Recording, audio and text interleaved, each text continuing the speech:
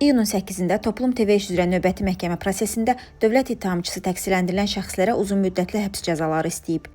Hakim Azər Tağıyevin sədrliyi ilə keçirilən iclasda dövlət ittihamçısı Rauf Malışov çıxışına ittiham aktını yenidən səsləndirməklə başlayıb. Bu isə təqsirləndirilən şəxslərin etirazına səbəb olub.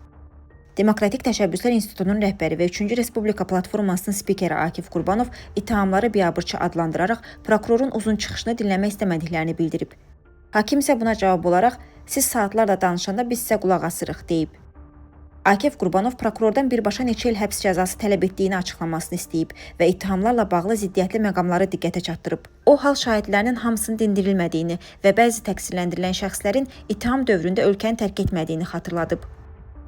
Prokuror 3 il dövlət və yerli özünü idarə etmə orqanlarında vəzifə tutmaq hüququndan məhrum edilməklə Demokratik Təşəbbüslər İnstitutunun rəhbəri Akif Qurbanovun və siyasətçi Ruslan İzzətlinin 16 il, Toplum TV həm təsisçisi Ələsgər Məmmədlinin və IDI əməkdaşı Əli Zeynalın 15 il, digər IDI əməkdaşları Ramil Babayevin və İlkin Əmrahovun, eləcə də Toplum TV redaktoru Müşfiq Cabbarın 14 il, Toplum TV əməkdaşları Fərid İsmailov və Elmir Abbasovun isə 13 il müddətinə azadlıqdan məhrum edilməsini təklif edib.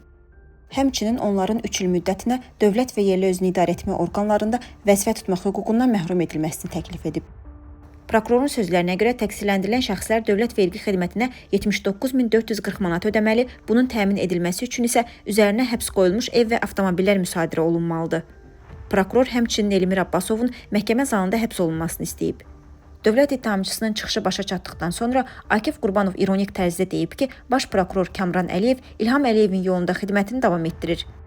Növbəti məhkəmə prosesi iyunun 22-sinə təyin olunub. Toplum TV işi üzrə ümumilikdə 10 nəfər təqsirləndirilir. Onlar əvvəlcə qaçaqmalçılıqda ittiham olunsalar da, sonradan ittihamlar ağırlaşdırılıb. Təqsirləndirilən şəxslər ittihamları rədd edir və həbslərinin siyasi motivli olduğunu bildirirlər.